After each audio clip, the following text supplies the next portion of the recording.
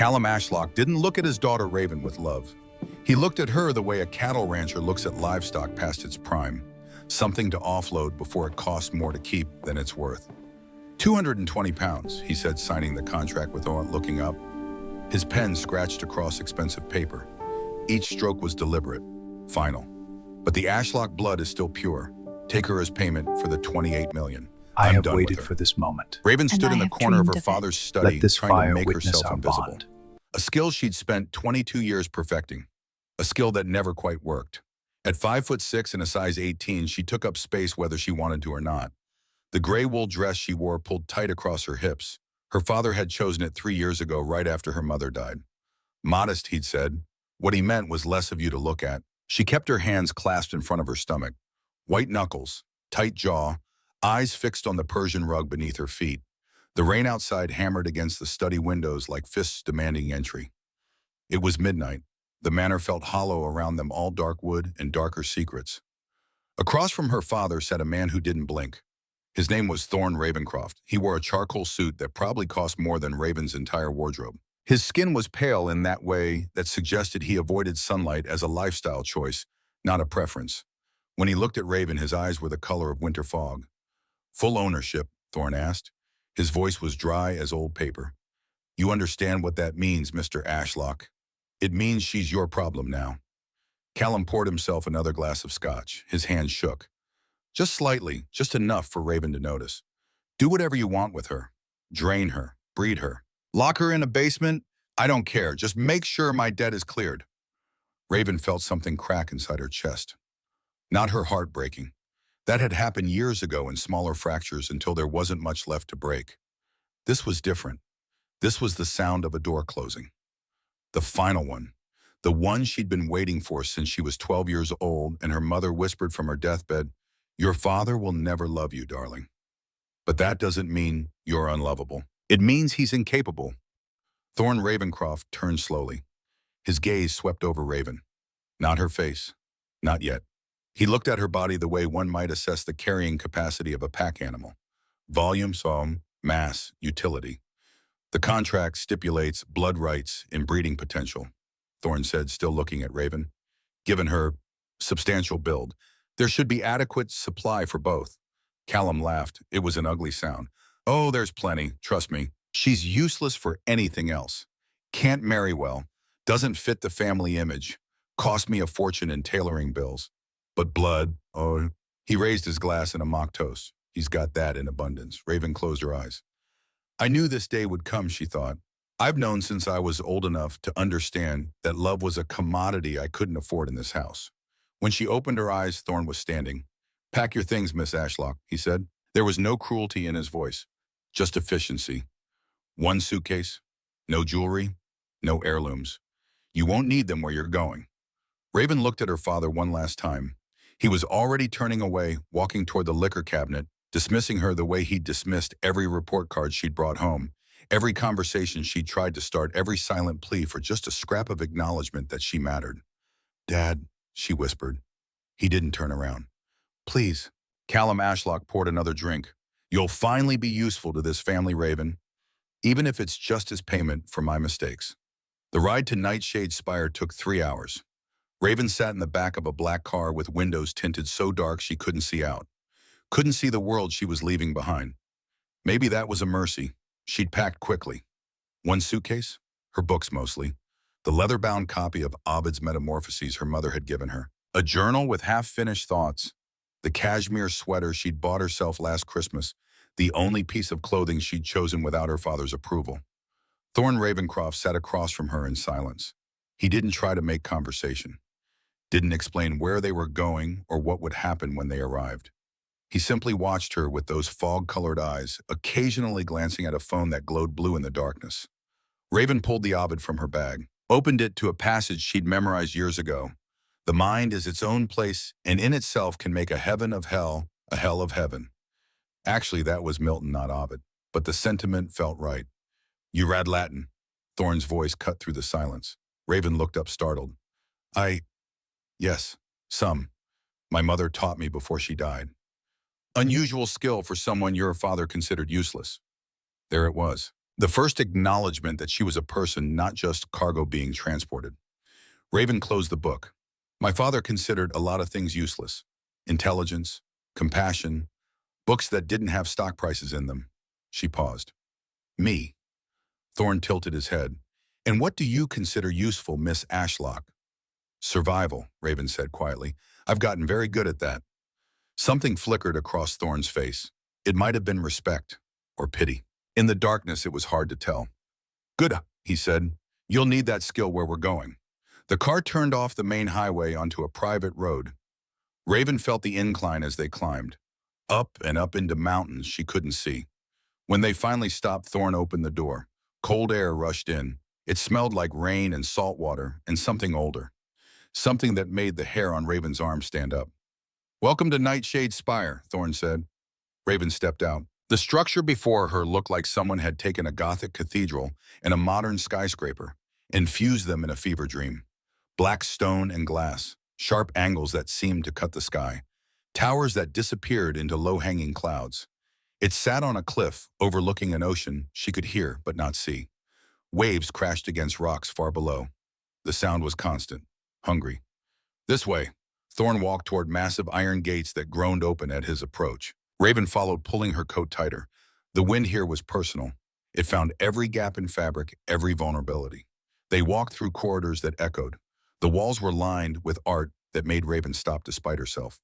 A Caravaggio, a Rembrandt, a piece she didn't recognize but knew instinctively was priceless. The temperature inside was cold, not uncomfortable but maintained at a level that felt deliberate, preserved. Thorne led her through halls that twisted and turned until Raven lost all sense of direction. Finally, they stopped in front of two massive doors made of dark wood, possibly walnut, possibly something older than walnut. Thorne didn't knock. He pushed the doors open and bowed, just slightly. My lord, the payment from the Ashlock account has arrived.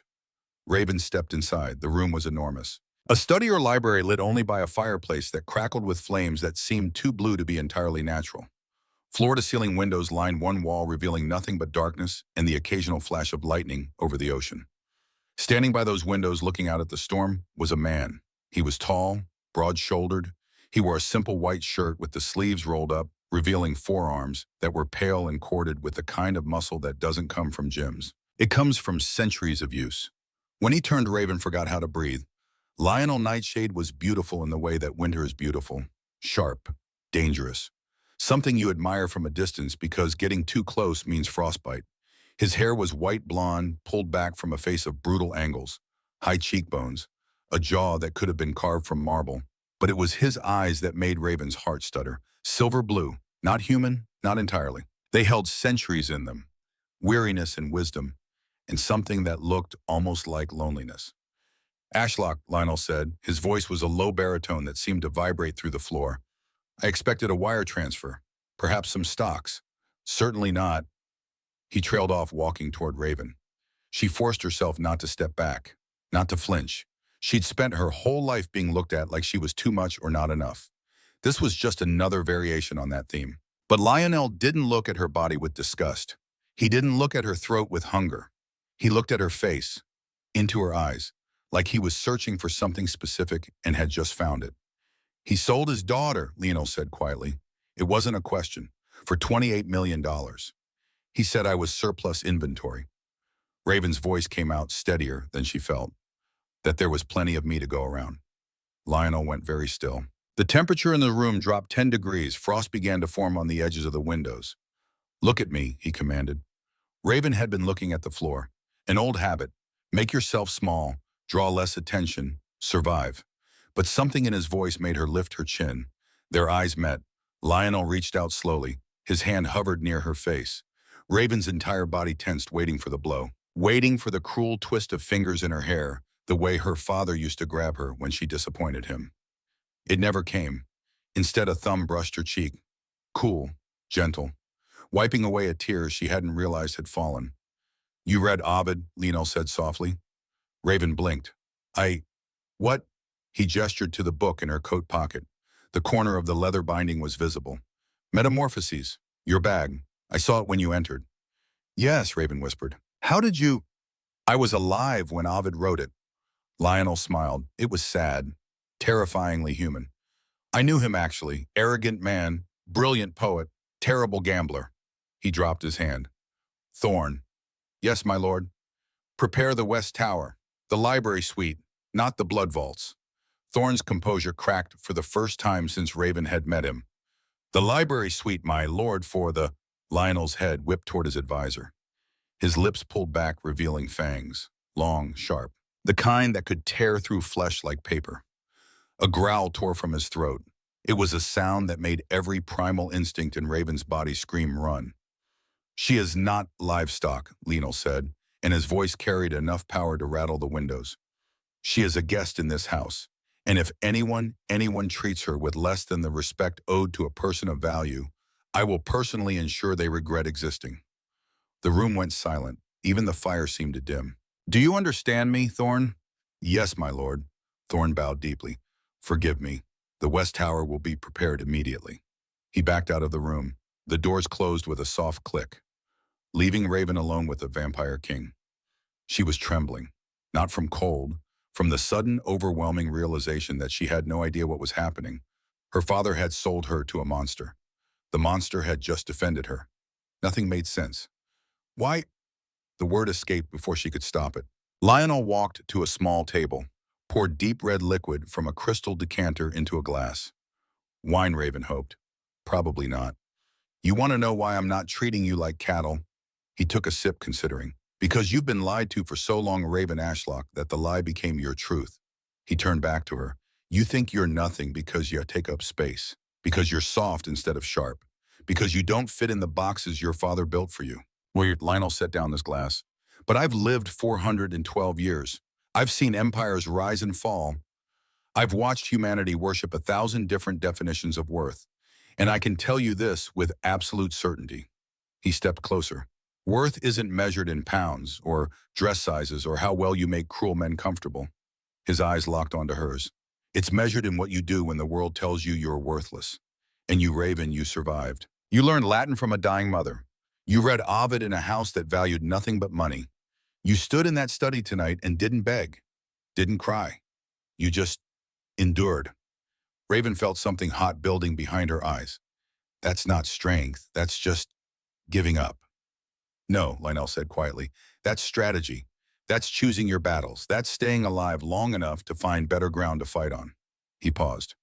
You're not here to be eaten, Raven Ashlock. You're here because I made a vow 180 years ago to your great-great-grandmother Celestine, and I keep my vows. The world tilted. My, what? Lino walked back to the windows. Lightning flashed, illuminating his profile. Celestine Harrington, before she married and became Ashlock. I knew her. Loved her, actually. She was brilliant, kind, everything good that humanity can be. His voice went soft. She chose mortal love, chose your great-great-grandfather. I respected that choice, but before she died, old happy, surrounded by grandchildren, she asked me for one thing. He looked back at Raven. She asked me to watch the bloodline, to intervene if it ever fell into darkness. If her descendants ever faced a threat, they couldn't survive alone. His jaw tightened. Your father selling you to pay gambling debts, that was the trigger. That was darkness. So here we are. Raven's mind was reeling. You love my great-great-grandmother. Yes. 180 years ago. Yes. And you've been watching my family ever since. Lionel inclined his head, from a distance, until tonight. This is insane, Raven breathed. This is vampiric. Lionel smiled again, and this time it reached his eyes. We're very good at the long game, Raven. Patience is easy when you have centuries. He gestured toward the door. Thorn will show you to your rooms. Rest. We'll talk more in the morning. Raven didn't move. What do you want from me? Want, Lionel considered the question. I want you to sleep in a bed that's actually comfortable. I want you to eat food that wasn't chosen to make you feel guilty. I want you to spend one night not wondering if you're worthless. He paused. And then when you're ready, I want you to remember what Celestine told me before she died. What did she say? Lionel's eyes glowed silver in the firelight. She said the Ashlock women aren't fragile. They're forged. And the ones who survive the fire become something the world has never seen before. He tilted his head. I think you've been in the fire long enough, Raven. Let's find out what you become on the other side. The West Tower Library Suite was larger than Raven's entire childhood bedroom, Floor-to-ceiling bookshelves lined 3 walls. Leather-bound volumes in a dozen languages. First editions, manuscripts, things that probably belonged in museums. The bed was a 4-poster carved from dark wood draped in emerald velvet. The bathroom had a tub big enough to swim in. The closet held clothes in her size. Actually her size, not the size her father wished she was. Raven stood in the middle of it all, suitcase still in her hand, and felt the weight of the last 6 hours crash down on her. She'd been sold, bought by a vampire king, who'd known her great-great-grandmother, who'd just defended her with more ferocity than her own father had shown in 22 years. Raven set down the suitcase, walked to the window. The storm was breaking. Dawn was still hours away, but the rain had stopped. The ocean far below was black and endless. For the first time in as long as she could remember, Raven let herself cry. Not quiet tears, not the kind she'd learned to hide. Real ugly gasping sobs that shook her whole body. She cried for the little girl who'd tried so hard to be good enough. For the teenager who'd skipped meals hoping to disappear. For the woman who'd stood in that study tonight and finally understood that nothing she did would ever make her father love her. She cried until there was nothing left. And then she slept. The first 3 days, Raven barely saw Lionel. Meals appeared at her door. Rich, beautiful food, roasted chicken with herbs she couldn't name. Fresh bread that was still warm, chocolate that melted on her tongue. No one commented on how much she ate. No one watched with that particular expression her father always wore, that mix of disgust and disapproval. She spent the time exploring the library suite, reading, thinking. On the 4th morning, she ventured out. The halls of Nightshade Spire were easier to navigate in daylight. Well, not daylight exactly. The windows were tinted, filtering the sun into something tolerable for the residents who couldn't handle full exposure. Raven found herself drawn back to the study where she'd first met Lionel. The doors were open. He sat in a leather chair by the fireplace reading. When he heard her footsteps, he looked up. Metamorphoses, he said, holding up his own book. A different edition. Older. Book 3, Narcissus and Echo. I always hated this story. Raven stepped inside. Why? Because Ovid got it wrong. Lionel closed the book. He wrote it as a warning against vanity.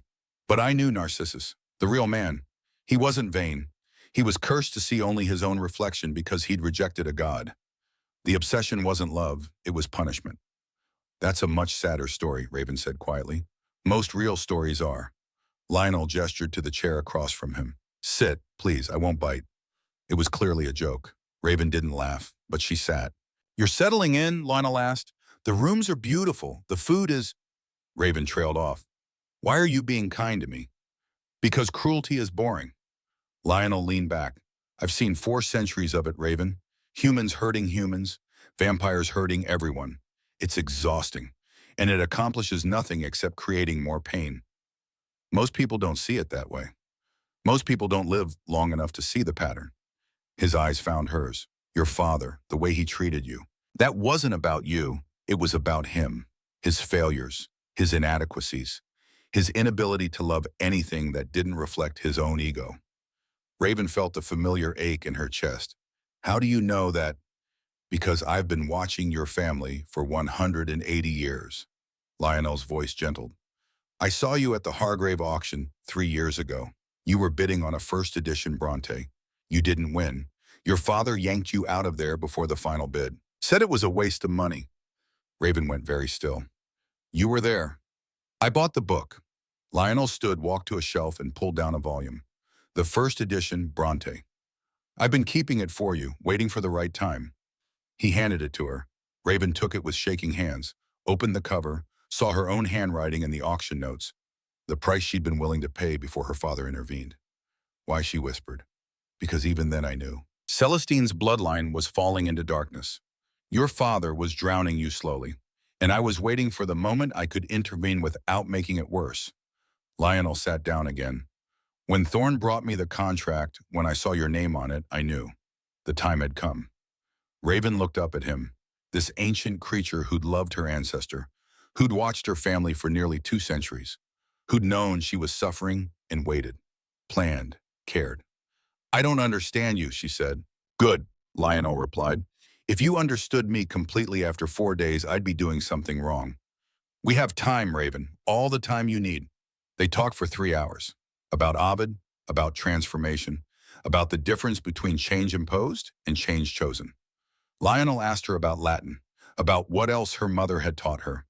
Raven found herself telling stories she'd never shared with anyone. The way her mother would read to her in languages her father couldn't understand, creating secret worlds in plain sight.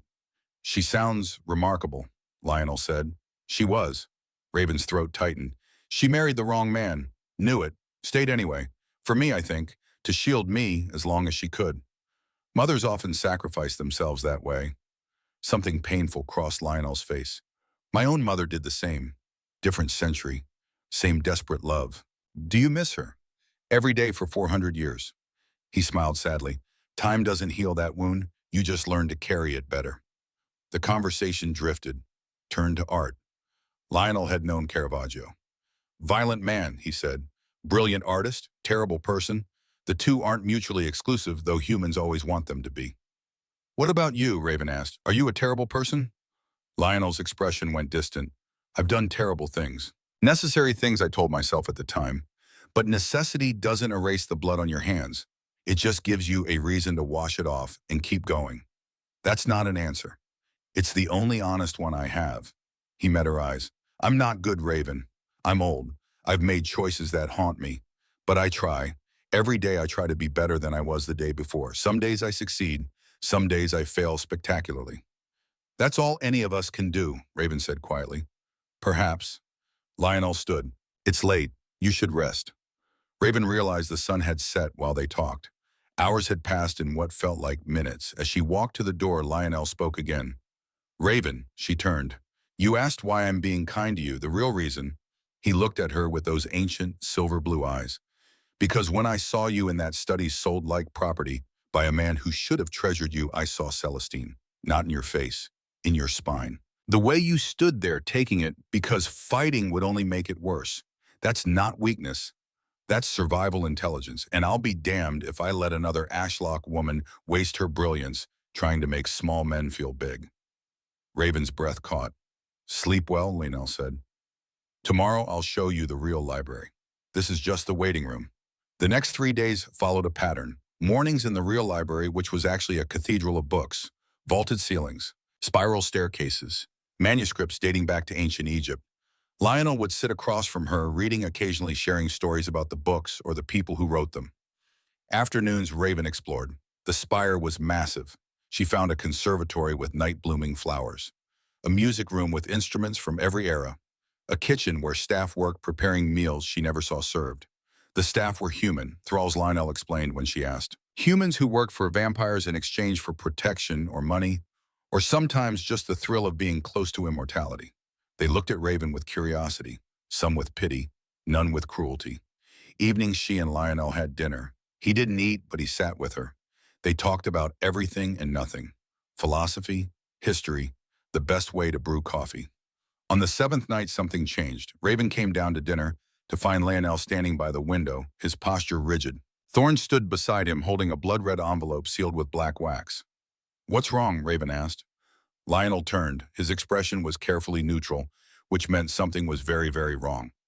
We have a situation, he said. Thorne explained. Thorne stepped forward. Miss Ashlock, are you familiar with the Crimson Covenant?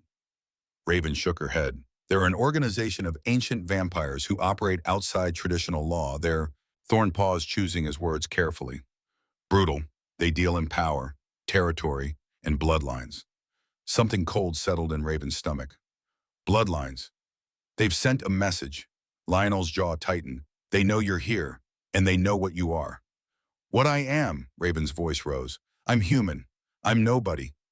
That's where you're wrong. Thorne opened the envelope, pulled out a single sheet of parchment, read aloud to Lionel Nightshade, King of the Northern Territory. We know you harbor the Ashlock daughter. We know her true nature. Surrender her within 7 days or face sovereign vex and the full might of the Crimson Covenant. This is not a negotiation. This is a claiming. Silence filled the room. Raven's mind raced. True nature I don't understand. What are they talking about? Lionel and Thorne exchanged a look. Tell her, Lionel said quietly. She deserves to know. Thorne turned to Raven. Your mother, Morgana Ashlock. Before she married your father, she had an affair with a vampire named Lord Thaddeus Vex. The room tilted. That's impossible, Raven whispered. My father is not your biological father, Thorne finished. Callum Ashlock has known this since you were born. It's why he hated you, why he sold you. You're not fully human, Miss Ashlock. You're half vampire. Dormant, but the blood is there. Raven sat down hard. Her legs wouldn't hold her anymore. What? Lionel knelt in front of her chair, took her hands in his. They were cool, steady. Listen to me, Raven. This doesn't change who you are. You're still you, but it does change what you are. And it makes you valuable to people like Sovereign Vex. Who is Sovereign Vex? Thaddeus Vex's brothers, Thorne said grimly, the leader of the Crimson Covenant, and one of the oldest, most powerful vampires in existence. Raven looked down at Lionel's hands holding hers. My whole life, I thought I was just too much, too big, too visible, too wrong. She laughed and it sounded broken. Turns out I was a different species. You're not a species, Lionel said fiercely. You're Raven. You're the woman who reads Ovid and argues with me about Caravaggio and survived 22 years in a house that tried to kill your spirit. That's who you are. The rest is just biology. But they want me, this Sovereign Vex. Why? Because Ashlock bloodline mixed with Vex vampire genetics creates something powerful. Thorne's voice was clinical. A hybrid. Rare. Potentially immortal. Your blood could what? Raven demanded. Lionel's grip on her hands tightened. Could amplify vampire power, make us stronger, faster, nearly invincible, but only if bonded correctly. If forced, if taken against your will, it could kill both you and whoever tries. And Sovereign Vex doesn't care about that. No, Lionel said quietly. He doesn't. Raven pulled her hands free, stood, walked to the window. Outside, the ocean crashed against rocks. Endless, relentless. So my father sold me to you to clear his debt, but I'm actually some kind of genetic gold mine. And now an ancient vampire warlord wants to claim me as property. She turned back. Does my life ever get to be my own? Yes, Lionel said. He stood. Right now, you get to choose. Choose what? Whether you stay or go. Lionel's expression was open, honest. I will not hold you against your will, Raven. If you want to leave, Thorne will arrange safe passage, false identity, money, protection as much as we can provide. You can disappear. Start over. And if you stay, I fight. Sovereign Vex wants you. He'll have to go through me first. And I promise you, Raven Ashlock, I have not survived 4 centuries by losing fights. Raven looked at this vampire king who defended her, fed her, treated her like a person, who was offering her freedom when he could simply lock her away for her own protection and his convenience. If I leave, she said slowly, Vex will hunt me. Forever. Probably, Lionel admitted. And if I stay, you're risking your territory, your people, yourself. For a woman you've known 9 days. Yes. Why? The question that kept coming back. Why would you do that? Lionel crossed the room, stopped close enough that Raven could see the silver flecks in his eyes, close enough to feel the cold radiating from his skin. Because 180 years ago, I made a vow to protect the Ashlock bloodline. Because your great-great-grandmother showed me that humanity at its best is worth any sacrifice. Because I have lived through 40 empires and 1,000 petty tyrants, and I am tired of watching cruel men take what doesn't belong to them. His voice dropped to almost a whisper. And because when I look at you, Raven, I don't see a transaction or a bloodline or a genetic advantage. I see someone who deserves to choose her own fate, finally. For once, Raven felt tears building again. I'm tired of running. Then don't. I'm tired of being afraid. Then stay. Let me show you what it's like to be protected instead of threatened. Raven took a shaking breath. What happens if Vex comes? I'll kill him, Lionel said simply. Or die trying. Either way, you'll be free. She should have been terrified, should have run, should have taken the escape he was offering and never looked back. But Raven had spent 22 years running from herself, from her father's cruelty, from mirrors and scales and every cruel voice that told her she was wrong. She was done running. I'll stay, she said, but not because I need you to protect me, because I want to see what happens when I stop hiding. Lionel smiled. It transformed his face from merely beautiful to something that made Raven's heart stutter. Then let's find out together, he said. Thorne cleared his throat. My lord, Sovereign Vex demanded a response within 7 days. What should I tell him? Lionel didn't look away from Raven. Tell him the lady has made her choice, And if he wants to contest it, he knows where to find me. That's a declaration of war, my lord. Good, Lionel said. I've been bored for decades. A war might be interesting. Raven laughed. Actually laughed. It felt strange. Foreign. Good. You're insane, she said. 400 years of sanity would be the real madness. Lionel offered his arm. Come, let me show you something. He led her through the spire to a room Raven hadn't seen before. It was small, intimate, filled with portraits. My family, Lionel explained. The ones I lost. The ones I remember. He stopped in front of one. And this is Celestine. Raven looked at the portrait of her great-great-grandmother. The woman in the painting had dark hair, strong features, eyes that held intelligence and kindness in equal measure. She wore a simple green dress and smiled like she knew a secret the painter didn't. I see it now, Raven whispered. The resemblance. It's not in your face, Lionel said. It's in your spine, the way you hold yourself when you think no one's watching. Like you're carrying the weight of the world and refusing to let it break you. Raven looked at him. You really did love her. I did, Bud, for 30 years, until she died at 87, surrounded by children and grandchildren and a husband who worshipped her. Lionel's expression was bittersweet. It broke my heart, and I was happy for her. Both things can be true. I'm sorry. Don't be. She gave me the greatest gift. She showed me that love doesn't require possession. That caring for someone means wanting their happiness even when it doesn't include you. He turned to Raven. That's why I'm offering you freedom. Not chains, not obligation, just choice. Raven felt something shift in her chest, like a door opening, like light coming into a room that had been dark for too long. Thank you, she said quietly. They stood there in front of Celestine's portrait while outside the storm gathered. Somewhere Sovereign Vex was preparing. Somewhere war was coming. But in that moment, for the first time in her life, Raven Ashlock felt like she was exactly where she was meant to be. The choice was made. Now she just had to survive it. The morning after Raven chose to stay, Thorn arrived at her quarters before sunrise. He carried a leather-bound book. Ancient, the kind that smelled like centuries. The king requests your presence in the vault, Thorn said. No preamble, no pleasantries. There are things you need to understand about what you are, what you carry. Raven followed him down through corridors that grew colder, down through passages carved from stone that predated the spire itself, down to a room that felt like stepping into the earth's memory. The vault was circular, lit by blue flames and sconces that didn't flicker. The walls were lined with artifacts behind glass. A Roman gladius, a Viking shield, a crown that might have belonged to someone important once. Lionel stood in the center waiting. Behind him, a table held vials of liquid that caught the light wrong. Too dark, too viscous. Blood. Sit, Lionel said, gesturing to a chair. His voice was gentle, but his eyes were serious. What I'm about to tell you will change how you see yourself, but it won't change who you are. Remember that. Raven sat. Thorn opened the ancient book, turned to a page marked with black ribbon. The text was handwritten in languages that shifted as Raven looked at them. Latin, Greek, something older. The Ashlock bloodline, Thorn began reading, originated in the Carpathian Mountains 900 years ago.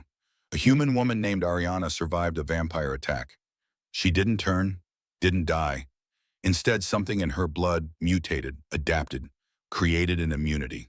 He looked up at Raven. Her children carried that mutation, weakened but present. Each generation it diluted further, until it became dormant, hidden, waiting. Lionel picked up one of the vials, held it to the light. Your great-great-grandmother Celestine carried that dormant gene, so did your grandmother, your mother, and you, Raven. But yours isn't dormant anymore. Why not? Raven's throat was dry. Because your mother's affair wasn't just with any vampire. Lionel set down the vial carefully. Lord Thaddeus Vex came from one of the oldest bloodlines in existence. Ancient, powerful. When his genetics mixed with your mother's Ashlock mutation, it created something that hasn't existed in 9 centuries. What? A hybrid genetic key, Thorn said. Your blood raven contains a compound that can amplify vampire abilities by a factor of 10. Strength, speed, healing, even our mental capabilities. One drop of your blood willingly given can transform an ordinary vampire into something extraordinary. For approximately 1 hour. Raven stared at them. 1 drop. Yes. What about more? Lionel's expression darkened. More is poison. A pint of your blood could kill a vampire, overload their system, burn them from the inside out. It's a weapon as much as it's a gift. But there's a way to metabolize it safely, Raven said, slowly remembering fragments of their earlier conversation. You mentioned bonding. True mate bond, Lionel confirmed. If you were to bond with a vampire, a complete bond blood exchange, soul recognition, your blood would no longer be toxic. It would integrate, permanently enhance. But that bond, he paused, it's rare, it can't be forced, and it's forever. Raven looked down at her hands, these ordinary hands that apparently carried something extraordinary. So I'm a weapon, a drug, and a potential mate for someone who wants power. No, Lionel said sharply. He knelt in front of her chair, forcing her to meet his eyes. You are Raven Ashlock. You are a woman with thoughts and dreams and a brilliant mind. The blood is something you carry. It is not who you are. Do you understand the difference? I'm trying to. Try harder. His voice gentled. Because Sovereign Vex will try to make you forget. He'll try to reduce you to biology, to genetics, to utility. And I need you to remember that you're more than the sum of your parts. Raven took a shaking breath. What does Vex want exactly? To breed you, Thorne said bluntly. Create an army of hybrids. Control them. He has them to overthrow the existing vampire power structure. He's been searching for the Ashlock bloodline for decades. When your father sold you publicly, it triggered alerts in networks we didn't even know Vex controlled. My father knew. The realization hit like ice water. He knew what I was. That's why he hated me. Not just because I reminded him of my mother's affair. Because I was valuable, and he couldn't profit from it safely. Until he could, Lionel said grimly. Calling you to me was his way of cashing out while destroying the evidence of his wife's betrayal. Two birds with one cruel stone. Raven stood, paced to the wall, pressed her palm against cold stone. How do we stop Vex? We prepare, Lionel said. We fortify. We gather allies. And when he comes, because he will come, we make sure you're ready. Ready how? Lionel and Thorne exchanged glances. There's a war council tonight, Lionel said. 12 vampire lords from allied territories. They're coming to assess the threat, to decide if defending you is worth risking their own lands. You're asking them to risk war for me. I'm telling them war is coming whether they like it or not, Lionel corrected. Vex won't stop with you. He'll use your bloodline to create an army. Then he'll come for all of us. Helping you is helping themselves. But they don't know that yet. No, Lionel admitted. They think you're just one human, one problem, one potential sacrifice to avoid conflict. Raven turned back to face them. You want me at this council. I want you to show them what I see, Lionel said. Someone worth fighting for. Someone who's more than genetics. Someone who has value beyond blood. And if I can't convince them, Lionel's expression went cold, then I fight alone, and they can deal with Vex's army by themselves after he's finished with me. The War Council convened at midnight in the Great Hall. Raven had never seen so many vampires in one place. 12 lords, each one ancient, each one radiating power like heat from a forge. They sat around a massive table carved from a single piece of obsidian. Behind each lord stood advisors, guards, witnesses. The room felt like standing in the eye of a hurricane. Calm on the surface, devastation waiting. Lionel sat at the head of the table. Raven stood behind him to his right, Thorne to his left. She wore a dress from the closet in her quarters. Deep navy, simple. It made her feel less like an oddity and more like a person. Small victory. She'd take it.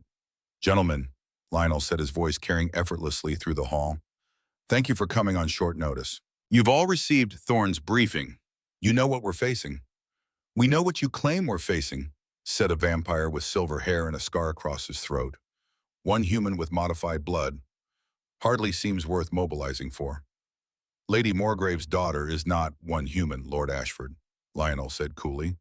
She's a hybrid carrier with the ability to amplify our abilities. Sovereign Vex knows this. He's already sent his ultimatum. War is coming to my doorstep. The question is whether you'll stand with me or explain to your territories why you let Vex create an unstoppable army. Another vampire leaned forward, younger looking, sharp features. The question, Nightshade, is whether this girl is worth dying for. We've seen your projects before, your humanitarian efforts, your soft spot for strays. Laughter rippled through some of the lords. Raven felt her face burn. General Draven, Lionel said, and his voice dropped 10 degrees. Choose your next words very carefully. General Cale Draven stood. He was tall, broader than Lionel. He wore military dress from some era Raven couldn't place. His eyes were the color of old gold. I'm simply saying, Draven continued, walking around the table toward Raven, that you've asked us to risk our armies, our territories, our very existence for this substantial investment. He stopped in front of Raven, looked her up and down with undisguised contempt. Tell me, Nightshade, how much did you pay per pound?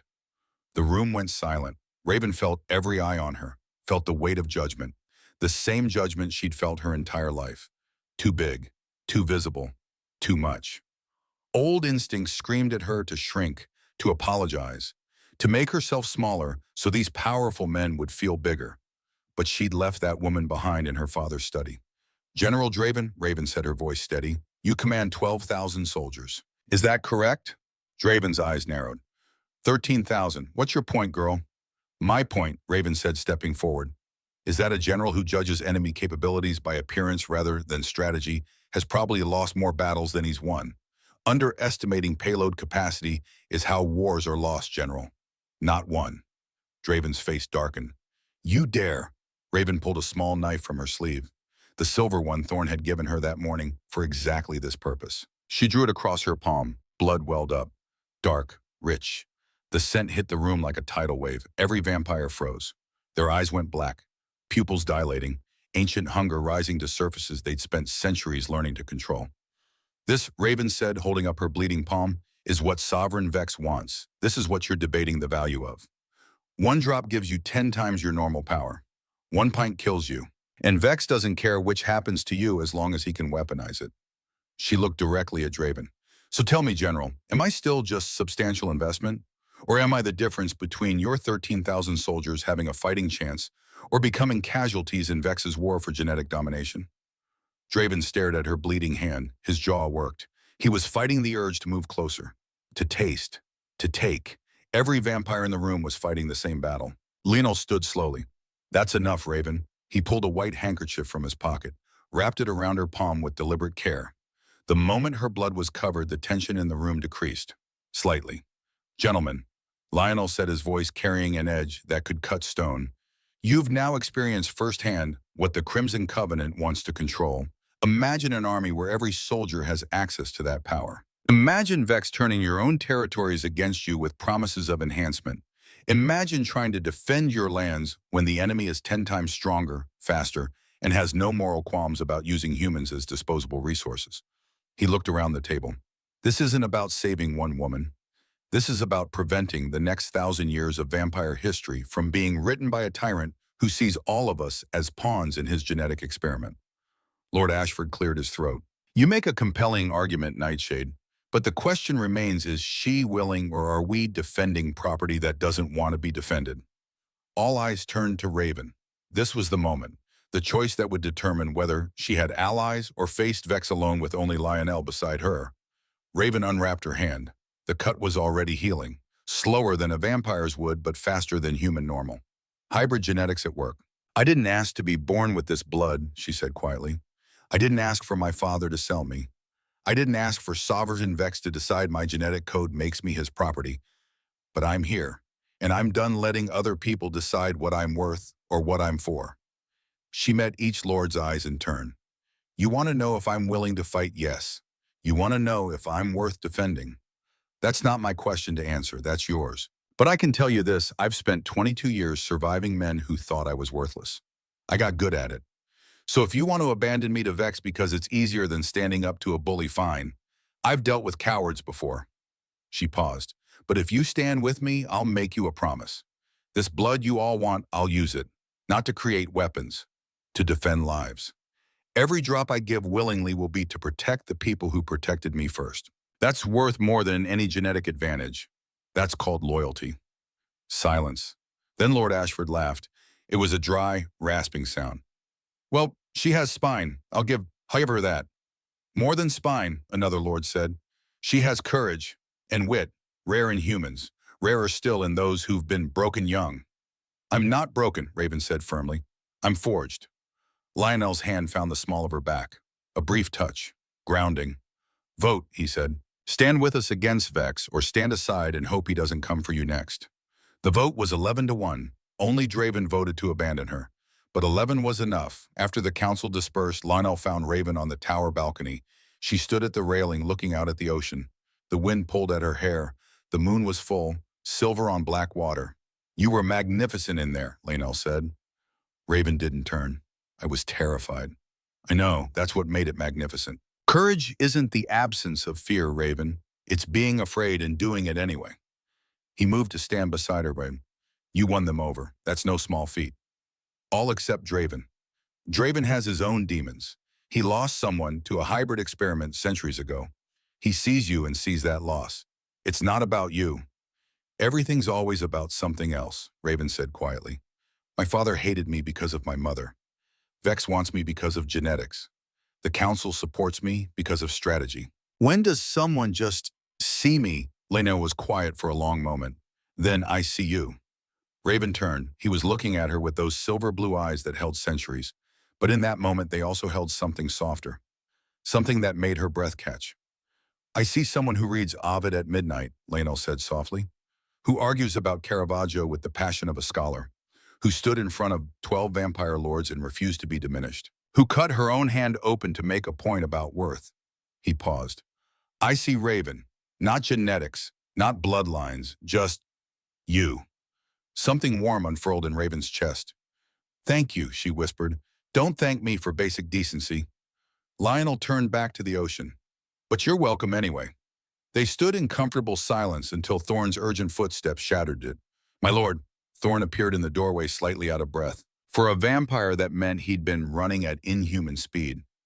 We have a problem. The problem was in the library, an ancient treaty, written in Sumerian cuneiform on clay tablets that predated most modern civilizations. It governed the relationship between vampires and werewolves, a fragile peace that had held for 800 years. That peace was about to shatter. There's a clause, explained Lord Ashford, who'd stayed behind after the council. He pointed to a section of the tablet. Right here, it nullifies the entire treaty if certain conditions are met. The werewolf packs are claiming those conditions have been triggered. They're mobilizing for war. What conditions? Lionel asked. That's the problem. None of our translators can read this dialect of Sumerian. It's ancient, rare. The scholars who specialized in it are all dead. Ashford looked frustrated. We've been trying for 3 days. Nothing. If we can't read it, we can't counter their claim, Thorn added. The werewolves have their own translator. They say it proves their case. War starts in 72 hours unless we can prove otherwise. Raven moved closer to the tablet. The symbols were worn, faded, but something about them tickled her memory. May I? She asked. Lord Ashford looked skeptical. You read ancient Sumerian? I read everything my mother's library had, Raven said, including a comparative linguistics text on Mesopotamian dialects. It was probably outdated, but she leaned in, traced the symbols with her finger not touching the precious clay. The room fell silent. Raven's mind worked, pulling from memories of late nights in her mother's study, books she'd read to escape her father's house, languages she'd learned because they took her somewhere else, somewhere she had value. It's not standard Sumerian, she murmured. It's Proto-Euphratean. The symbol for blood here, it doesn't mean literal blood, it means lineage, family. And this one, the werewolves translated as violation. But in this context, with this determinative, she squinted. It means misunderstanding, not violation, misunderstanding. She straightened.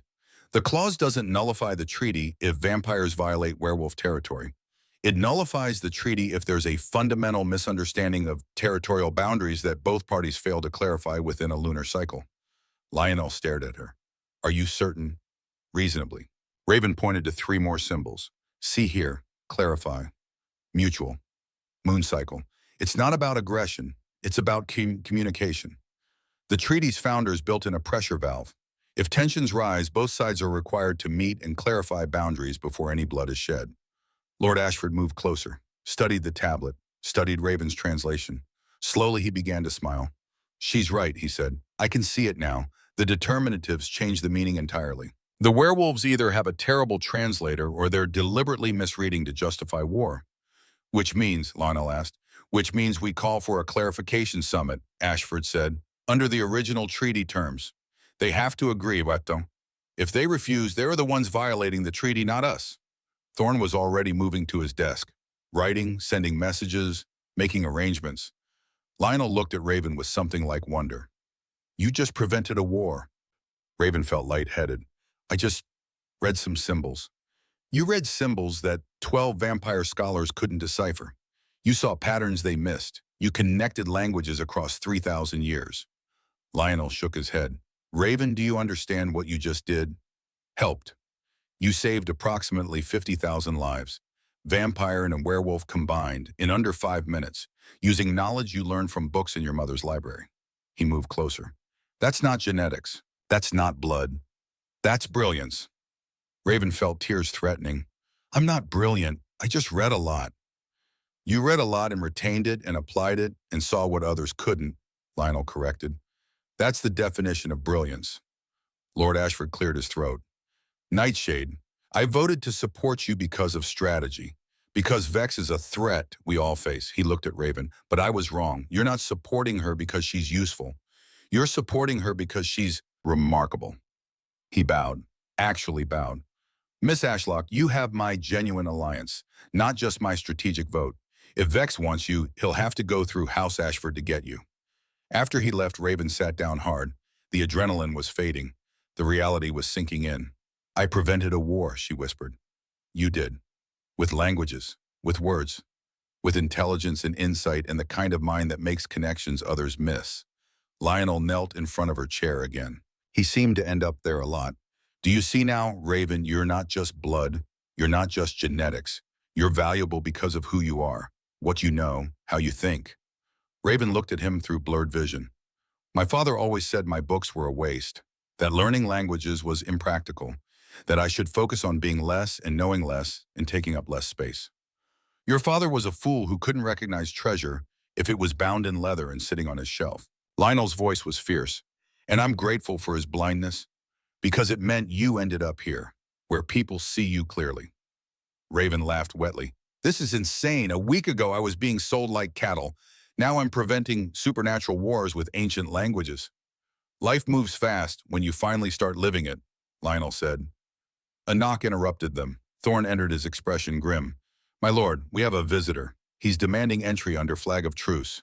An emissary from Sovereign Vex. He carries a formal challenge. The emissary was waiting in the entrance hall. He was tall, thin, dressed in black leather that looked like it had been stitched from shadows. His eyes were red, not vampire red, wrong red, sick red. Lionel Nightshade, the emissary said. His voice sounded like gravel scraping bone. Sovereign Vex sends his greetings and his terms. I don't negotiate with tyrants, Lionel said coldly. This isn't a negotiation.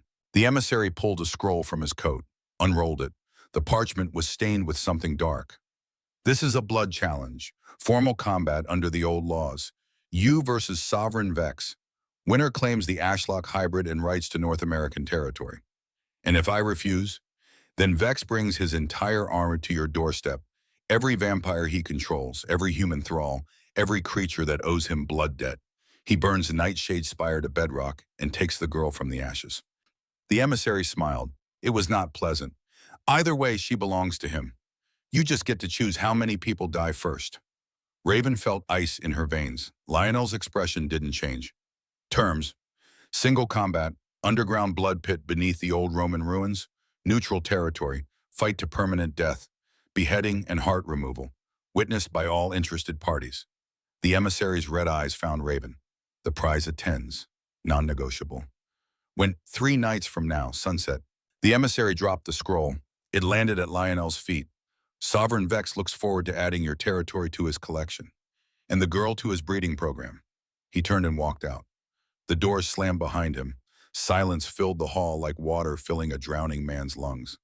My lord, Thorn said quietly, you can't seriously be considering. I'm not considering, Lionel said.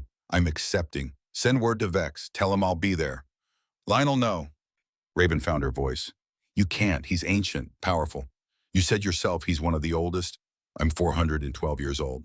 Lionel interrupted. I've survived 3 territorial wars, 2 vampire purges, and the fall of 7 empires. I am not afraid of Sovereign Vex. You should be, Raven said desperately. This is suicide. Lionel turned to her. His eyes were calm, resolved, sad. This is the only choice that doesn't result in thousands dead and you in chains. He touched her face gently. I told you I'd protect you. This is how. By dying. By fighting, there's a difference. He dropped his hand. Thorn, Assemble the training council. I have 3 days to prepare. Let's not waste them. After Lionel left to begin preparations, Raven stood alone in the entrance hall. She felt hollowed out, scraped clean, terrified. Thorne approached quietly. He's good, Miss Ashlock. The best fighter I've seen in 2 centuries. He has a chance. A chance isn't certainty. Nothing ever is. Thorne paused. But there's something you should know, something that might help. He led her to the archives, a room even deeper than the vault. The air here was so cold Raven could see her breath. Thorne pulled out a leather journal, worn, water-stained. Your mother's diary, he said. We recovered it from your father's house after the sale. Legal right of property transfer. Lionel was saving it for when you were ready. Raven took it with shaking hands. My mother's... Read the entries from 23 years ago, Thorne said softly. The truth about your father, your real father, is there. He left her alone. Raven sat on the cold floor, opened the diary, found the right year, her mother's handwriting. Familiar, achingly so.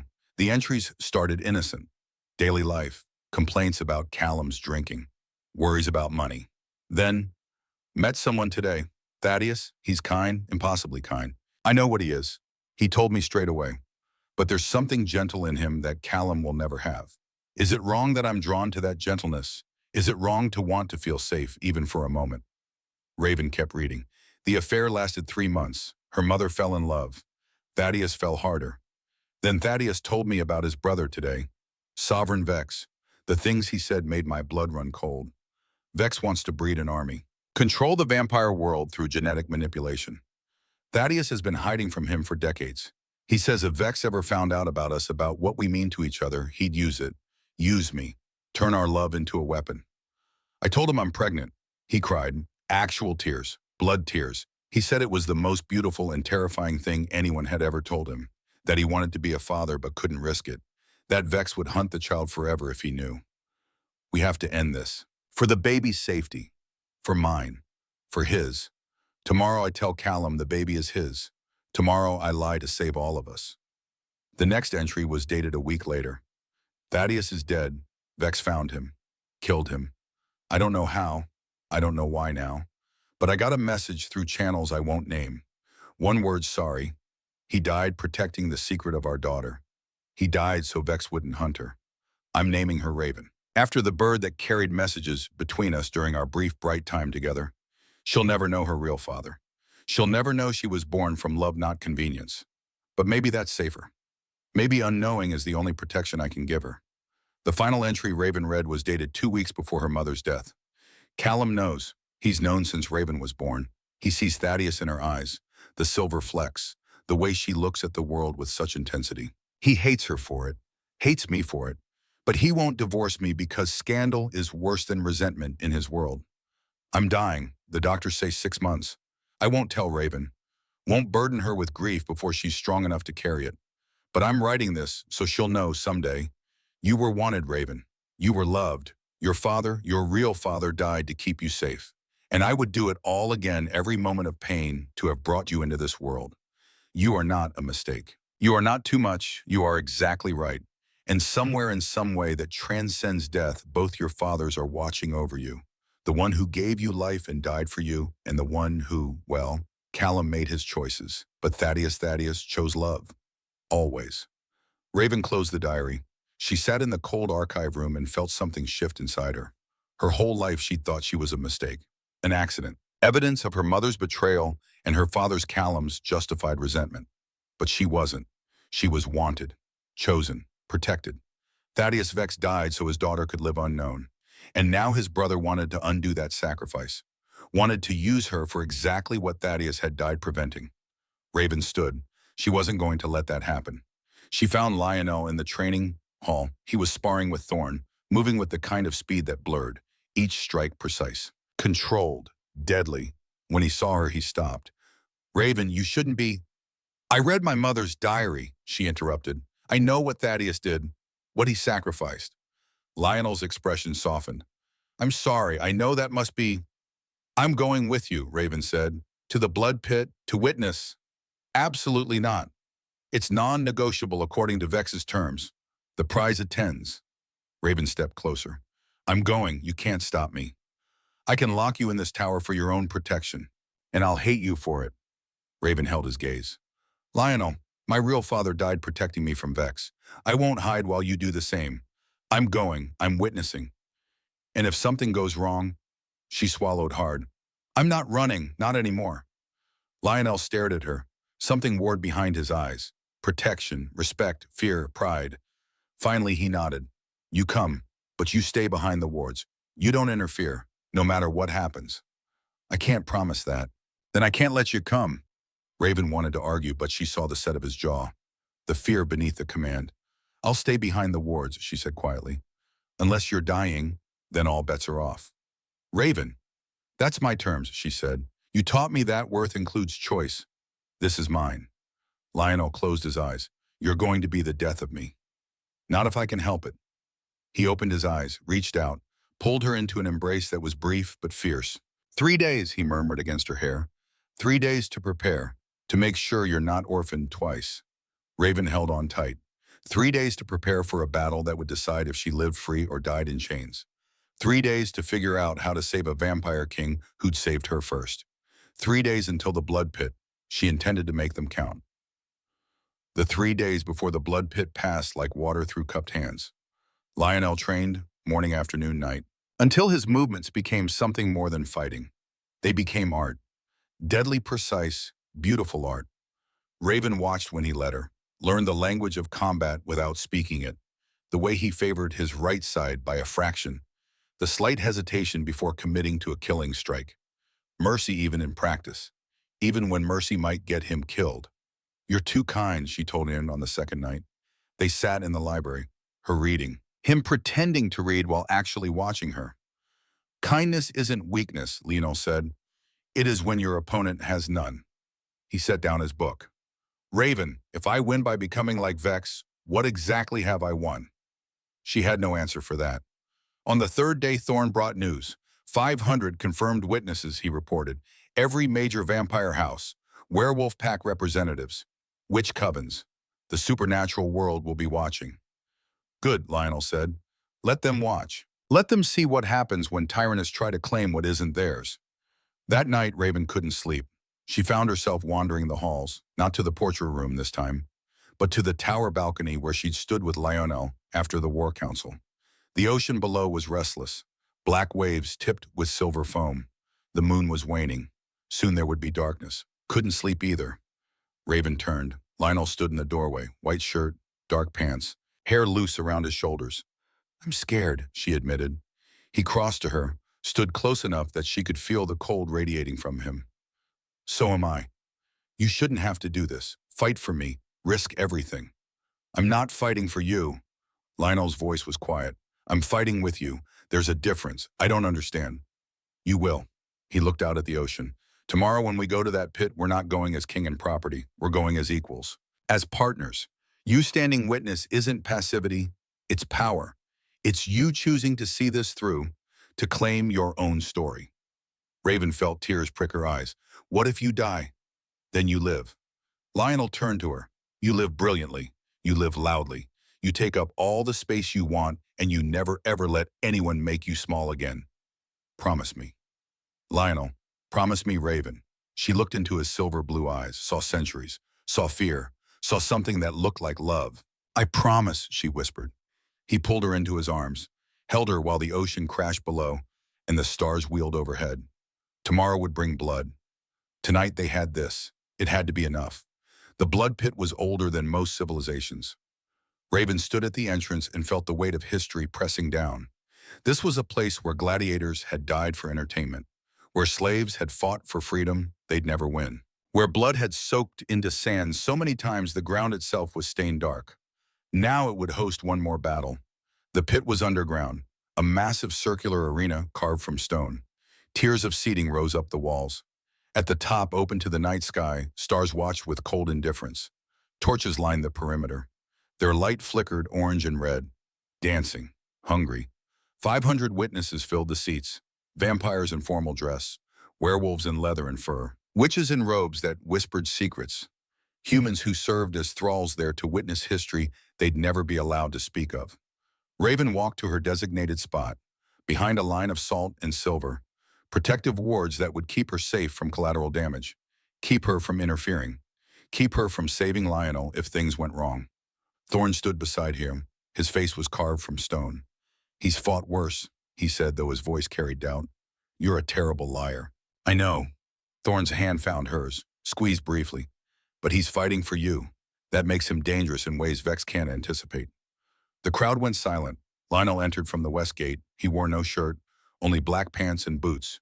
His skin was pale in the torchlight, every muscle defined, every scar visible. Centuries of violence written on his body in faded silver lines. His hair was tied back. His eyes were focused, calm. He looked at Raven, just once. A glance that said everything words couldn't. Then he turned to face the east gate. It opened. Sovereign Vex stepped into the light, and Raven's blood turned to ice. He was massive, 7 feet tall, shoulders like a bull, skin the color of old leather. His eyes were black, not just dark, black like voids, like looking into nothing and feeling it look back. He wore armor, actual armor, plates of metal that looked ancient, Roman maybe, or older. In his hand he carried a sword, ceremonial, etched with symbols that hurt to look at. "Nightshade," Vex said. His voice was gravel and broken glass. "You should have given me the girl. This didn't need to happen." "She's not property to give," Lionel replied. His voice was steady, strong. "She's a person, with rights, with choices, concepts you abandoned sometime in the last 7 centuries. Vex laughed. It echoed off stone. "The bleeding heart king, always so noble, always so soft. That's why you'll lose tonight. Because you still believe in things like rights and choices. I believe in power, and I take what I want." "Then come take it." An arbiter stepped forward, a vampire so old his skin was translucent. His voice rattled like wind through dead trees. "The challenge is issued and accepted. Combat to permanent death. Beheading and heart removal required for victory. No interference from witnesses. No mercy. Fight until one cannot continue." He raised a gnarled hand. "Begin." They moved. Lionel struck first, fast. A blur of motion aimed at Vex's throat. Vex blocked. The clang of metal on metal rang out. They separated, circled. The crowd held its breath. Raven's nails dug into her palms. She forced herself not to look away, forced herself to witness. Lionel attacked again. A combination. High, low, faint, real strike. Each movement precise, calculated, beautiful and deadly. Vex absorbed the hits. He was slower but stronger. Each of his strikes carried enough force to shatter stone. When he swung, the air whistled. They fought like this for minutes that felt like hours. Lionel drawing blood. Small cuts, strategic wounds, weakening his opponent with precision. Vex ignoring the damage. Pressing forward, using his strength, his absolute lack of anything resembling fear. Then it shifted. Vex caught Lionel's arm. Twisted. Raven heard the bone crack from 50 feet away. Lionel grunted. Pulled free. His left arm hung wrong. Broken. Healing already, but not fast enough. "There it is," Vex said. "The weakness. You're good, Nightshade. But I'm better. I'm stronger. And I'm willing to do what you're not." He lunged, caught Lionel across the chest. Claws raked deep. Blood poured, dark. Too much. Lionel stumbled back, pressed his hand to the wound. His healing was slower now. The damage too severe. The energy cost too high. Vex stalked forward. "I'm going to kill you. Then I'm going to tear that girl. I'm going to breed her until she gives me the army I need. And you know what the beautiful part is?" He smiled. It was the worst thing Raven had ever seen. "She'll be awake for all of it. I'll make sure she remembers you, the king who died failing to protect her." Lionel's eyes flashed silver. "You talk too much." He moved, faster than before, ignoring the pain, ignoring the blood loss. He got inside Vex's guard, struck at the throat, at the eyes, at every vulnerable point he could find. But Vex was ready this time. He caught Lionel, lifted him, slammed him into the ground so hard the stone cracked. Lionel didn't get up. Vex stood over him, placed one massive foot on Lionel's chest, pressed down. Ribs cracked. Lionel's breathing turned wet. Labored. "Any last words, Nightshade?" Lionel looked past Vex, found Raven in the crowd. His eyes met hers. "I'm sorry," he mouthed, and Raven felt something inside her shatter. Not her heart. That would be too simple. This was deeper. This was the part of her that had spent 22 years being told to stay quiet, stay small, don't make waves, let other people fight while she survived by being invisible. That part of her died. What rose in its place was fury. Raven moved before thought could stop her. She stepped over the salt line, through the wards, into the pit. Raven, no, Thorne's voice, distant, irrelevant. The crowd gasped. 500 witnesses watching a human break the oldest rule. No interference. Vex turned, saw her, smiled that horrible smile again. The prize delivers herself. How convenient. Raven pulled the silver knife from her belt, the same one she'd used in the War Council, the one Thorne had given her for protection. She didn't hesitate. She drew it across her forearm, deep, deeper than necessary. Blood welled up, poured out, ran down her arm and dripped onto the sand. The scent hit the arena like a bomb. Every vampire froze. Their eyes went black, ancient hunger rising, uncontrollable. Vex's foot lifted from Lionel's chest. He stared at Raven's bleeding arm. His nostrils flared. Ashlock Vex hybrid blood, he breathed. I can smell the power, the potential. You want it. Raven held out her arm. Blood dripped steadily. Come get it. Vex released Lionel, took a step toward Raven. Lionel tried to move, tried to stand, but his body was broken, healing too slowly. He could only watch as Vex stalked toward the woman he'd failed to protect. Raven, run, Lionel gasped. Please. Raven ignored him, kept her eyes on Vex. My father, my real father, was Thaddeus Vex, your brother. You killed him to keep him from protecting me. Her voice was steady, clear. You spent 22 years hunting me, waiting for this moment. Well, here I am. Come take what you think you own. Vex lunged, but he'd made a mistake. He'd forgotten about Lionel. And Lionel, broken ribs, and all moved. He grabbed Vex's ceremonial sword from where it had fallen, surged to his feet through sheer force of will, through love, through rage, through the absolute refusal to let Raven sacrifice herself alone. The blade took Vex through the back, burst through his chest, pinned him in place 3 feet from Raven. Vex looked down at the sword, back at Lionel, shock in his black eyes. You were dying, he said. I was dying for her, Lionel corrected. His eyes weren't silver blue anymore. They were black silver, pure power, pure fury. But she gave me a reason to get back up. He twisted the blade. Vex screamed. Lionel pulled the sword free. In one smooth motion, he brought it around. Vex's head separated from his shoulders. The body fell. Lionel stood over it, bleeding, broken, victorious. He dropped to his knees. The sword clattered to the ground. Raven ran to him. Lionel, oh God, Lionel, stay with me. He looked at her, tried to smile, failed. I told you not to interfere. I don't take orders well. Raven pressed her hands to the wound on his chest. Blood poured between her fingers. Too much, too fast. Thorne. Thorne was already there, kneeling, his hands joining hers, trying to slow the bleeding. The blood loss is too severe, Thorne said. His voice cracked. Even for a vampire, he's not healing fast enough. Then make him heal faster.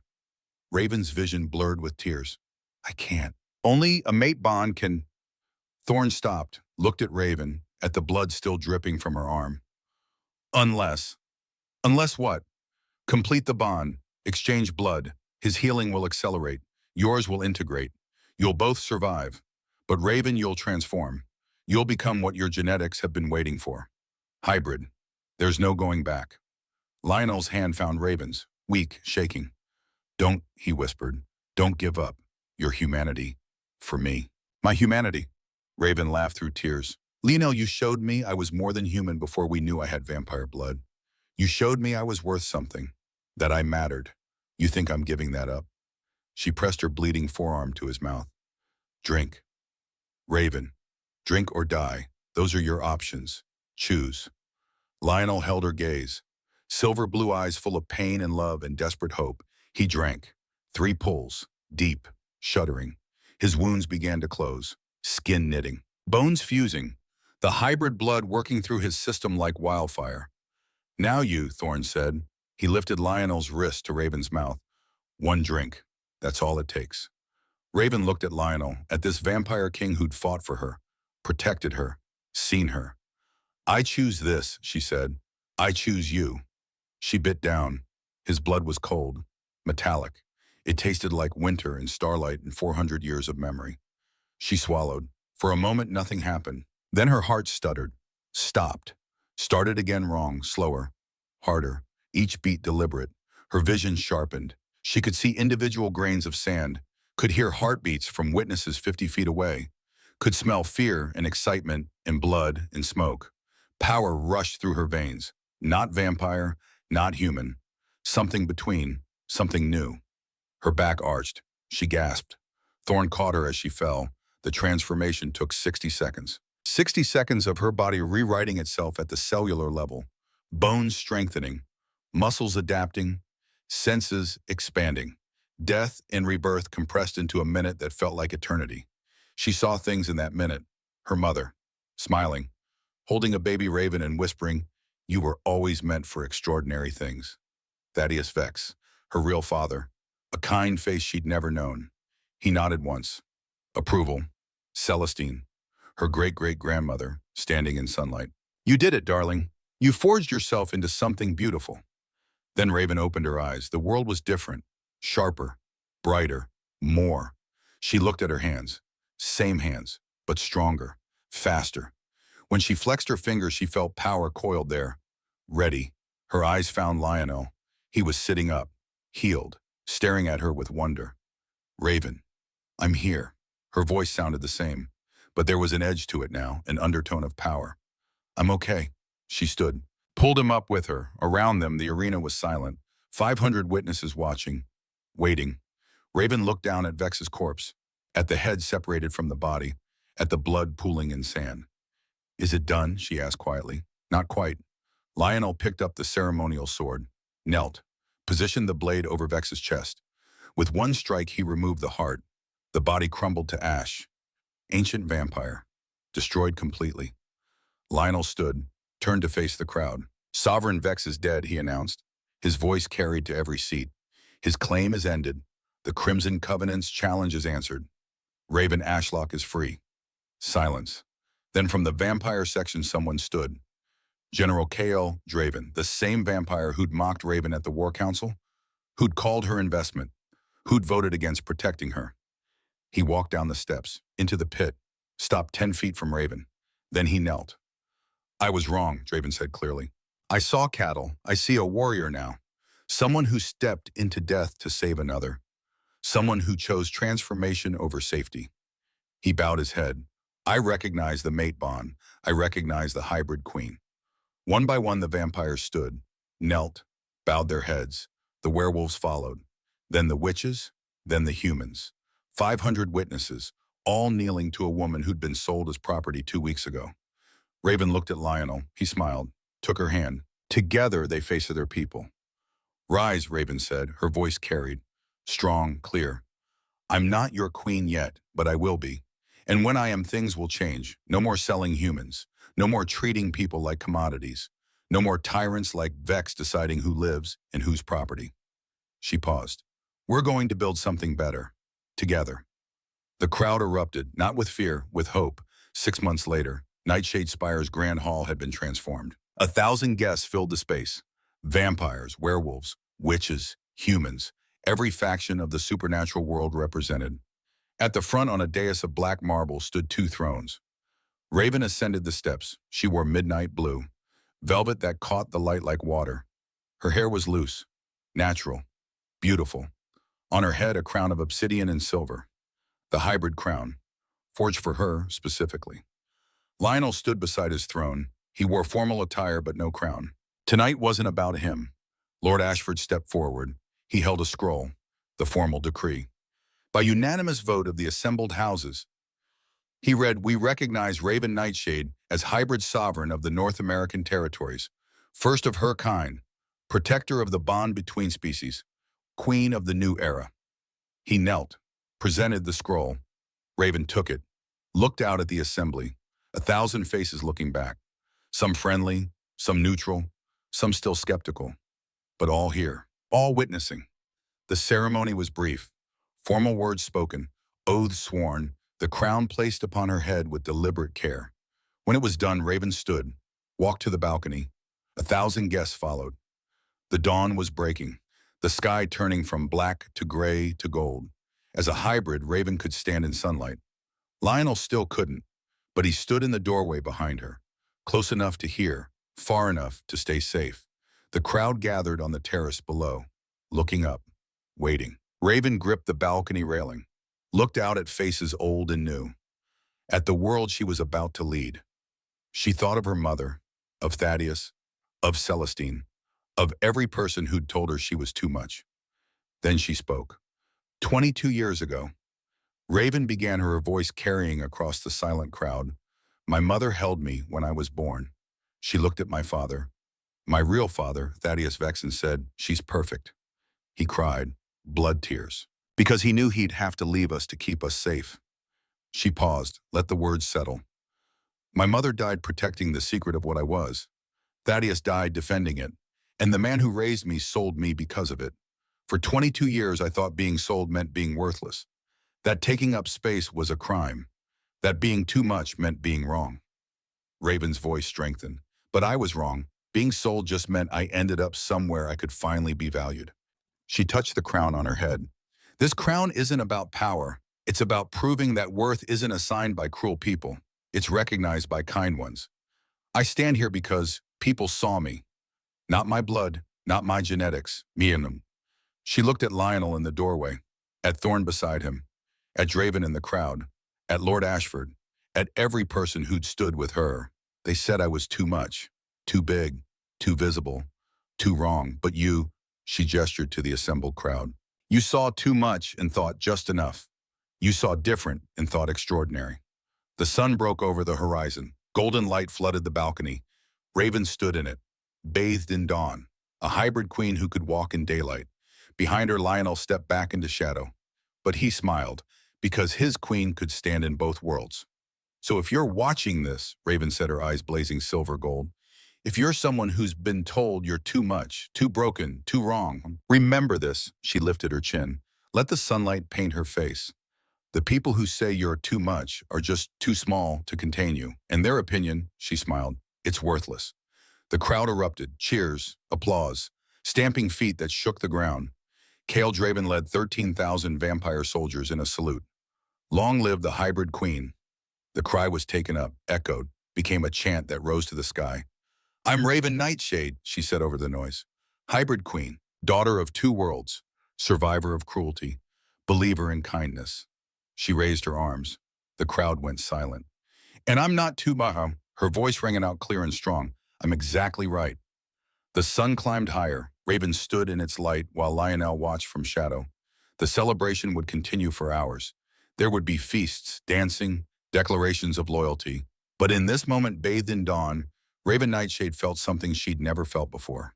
Complete. Somewhere 2,000 miles away, Callum Ashlock sat in a federal prison cell. 25 years for human trafficking. No parole. A small television flickered on the wall. Grainy, poor reception, but clear enough to show his daughter's coronation. Clear enough to see her crowned queen. Clear enough to see her surrounded by people who chose to kneel, who chose to follow, who chose to love. Everything he'd never given her, everything he'd never been capable of giving. An inmate walked past, saw what Callum was watching. Hey, ain't that your kid? The man asked. The one on the news, the vampire queen. Callum didn't answer. The inmate laughed. Man, you really screwed up, huh? Could have had a queen for a daughter. Instead, you're in here with us. Karma's a bitch. He walked away. Callum stared at the screen, at Raven in her crown, at the smile on her face, at the love in Lionel's eyes when he looked at her, at everything he'd thrown away. The television flickered, changed channels. The moment was gone. Callum was alone with his choices, with his regrets, with 25 years to think about the daughter he'd sold and the queen she became anyway. Back at Nightshade Spire, the sun climbed higher in the sky. Raven stepped back from the balcony, into Lionel's arms. You were magnificent, he said quietly. I was terrified. That's what made it magnificent. He kissed her forehead. Raven Nightshade, my queen, my partner, my love. Lionel Nightshade, my king consort, my protector, my choice. She looked up at him. 412 years. Was it worth the wait? Every second, he smiled. Every century, every lonely night, every moment of wondering if I'd ever find this again. It led me to you. So yes, worth it. Raven stood on her toes, kissed him. Outside, the world was changing, new alliances forming, old prejudices fading. A hybrid queen on the throne meant anything was possible. But in this moment, there was just them. Two people who'd found each other against impossible odds, who'd chosen love over fear, who'd proven that worth isn't given, it's recognized. And Raven Nightshade, once Raven Ashlock, once the girl sold for $28 million, was finally completely perfectly home. The story of how the unwanted daughter brought a king to his knees was complete, but the story of what they'd build together, that was just beginning. And it would be extraordinary.